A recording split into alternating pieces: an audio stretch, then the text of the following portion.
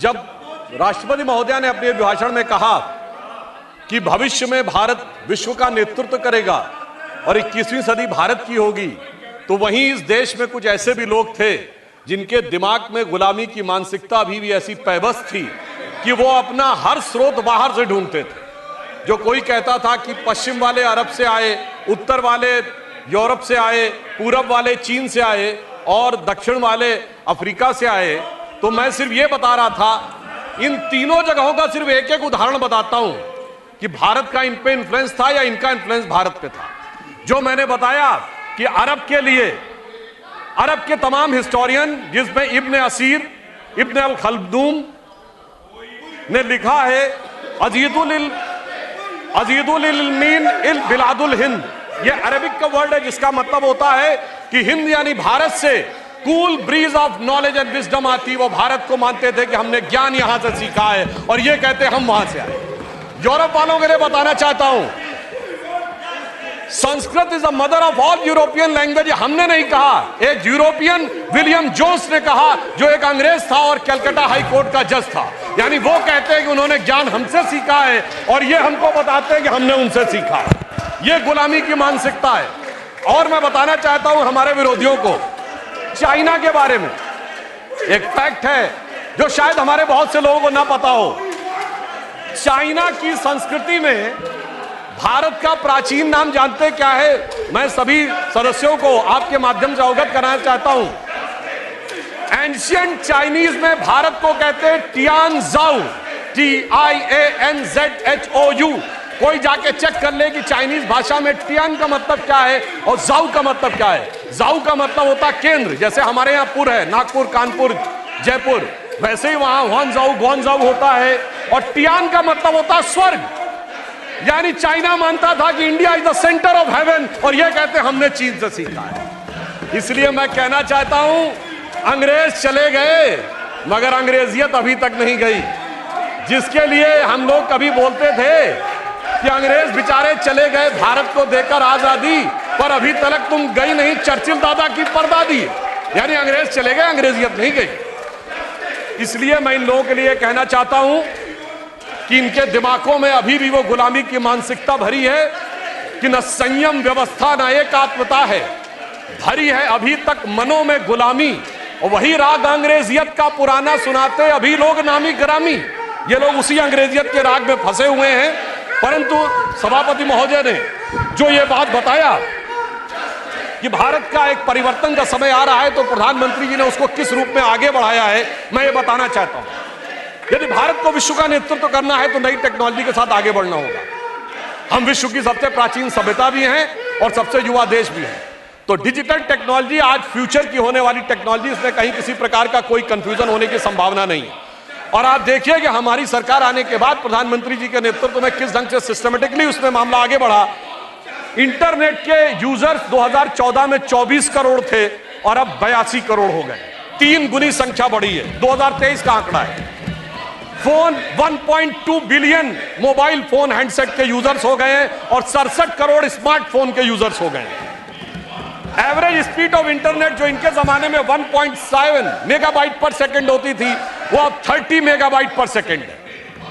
और सभापति महोदय, इतना ही पर्याप्त नहीं होता है। डाटा की स्पीड के साथ डाटा की कॉस्ट भी कम होनी चाहिए। और 1 GB डाटा की कीमत इनके जमाने में 270 रुपए थी और वो अब घटकर 19 रुपए हो गई है, यानी 25 गुना कम किया है। ये जरूरी था कि भारत को अगर डिजिटल ट्रांसफॉर्मेशन में आगे बढ़ना है, और तब हम जाके डिजिटल ट्रांसफॉर्मेशन में 46% वर्ल्ड के हिस्से के साथ आगे बढ़ रहे हैं। और इसीलिए मोबाइल फोन के प्रोडक्शन में भी हमने लंबी छलांग मारी है। 2014 में मोबाइल हैंडसेट बनाने की केवल 2 फैक्ट्रियां थी, आज 200 से अधिक फैक्ट्रियां हैं और 4,10,000 करोड़ रुपए के मोबाइल हैंडसेट आज मैन्युफैक्चर हो रहे हैं। और जो भारत में मैन्युफैक्चर होने वाले 100% भारत में कंज्यूम भी हो रहे हैं। इनोवेशन इंडेक्स में भारत 78वें स्थान से 40वें स्थान पर पहुंच गया है। और पेटेंट जो 2014 में 4,000 थे, आज 41,000 पेटेंट हो गए। और महोदय, मैं ये बताना चाहता हूं, जब हम टेक्नोलॉजी में आगे बढ़ रहे हैं तो विश्व में भी हम किस रूप से हमारी स्वीकार्यता आगे बढ़ रही है। आज सक्षम विदेश नीति के द्वारा प्रधानमंत्री जी के नेतृत्व में और यहां विदेश मंत्री जी स्वयं बैठे हुए हैं, भारत उस मुकाम तक पहुंचा है कि रशिया कहता है India is our traditional ally और अमेरिका कहता है India is our strategic ally. और यह बात सिर्फ बयानों तक सीमित नहीं है।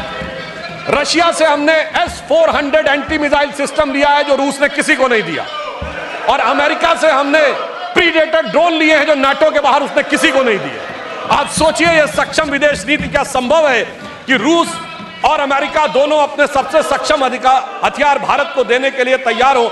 और मैं एक वाकया बताना चाहता हूं, हमारे विरोधी विदेश नीति को हमारी डोमेस्टिक पॉलिटिक्स के चश्मे से देखते रहते हैं और उसमें देश का नुकसान होता रहता था।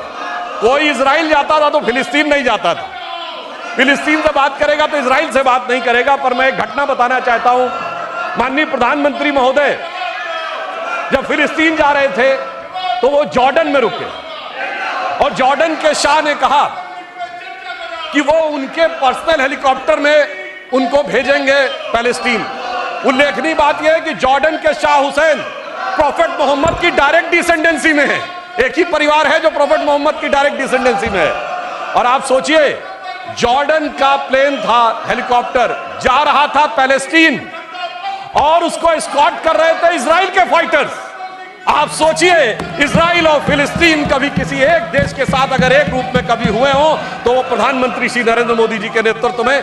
तो डिजिटल ट्रांसफॉर्मेशन हो या डिप्लोमेटिक ट्रांसफॉर्मेशन, दोनों में भारत एक नए सिरे से एक नए स्वरूप में आगे बढ़ता हुआ आगे दिखाई पड़ रहा है।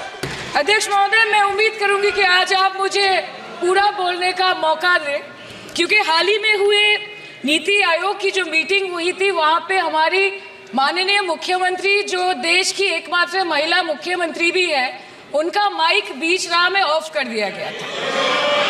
वो बंगाल के अरे अभी तो शुरुआत है, ये तो ट्रेलर है, पिक्चर बाकी है।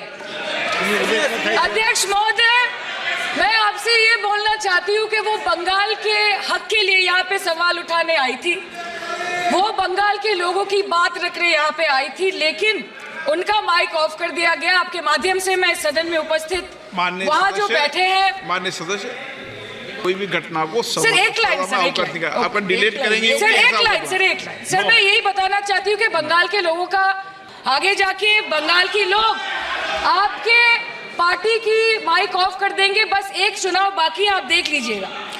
Sir, all India Trinamool Congress इस सदन और इस देश का थर्ड लार्जेस्ट ऑपोजिशन पार्टी है और हम आपसे धन्यवाद हम आपको देते हैं कि आपने हमको रेलवे, स्वास्थ्य, शिक्षा और आज ये पशुपालन जैसे महत्वपूर्ण विषय पे चर्चा करने का मौका दिया।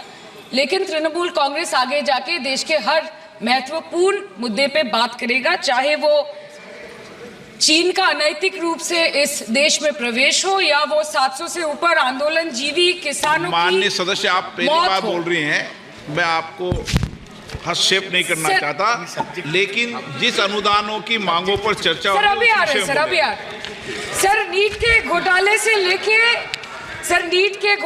लेके जीएसटी के बोझ तक, एयरपोर्ट की छत टूट जाने से लेके रेल पटरी से छूट जाने तक तृणमूल कांग्रेस के सदस्य, हर सांसद देश के हर गंभीर मुद्दे पर चर्चा करेंगे। बस यही आपको बोलना था।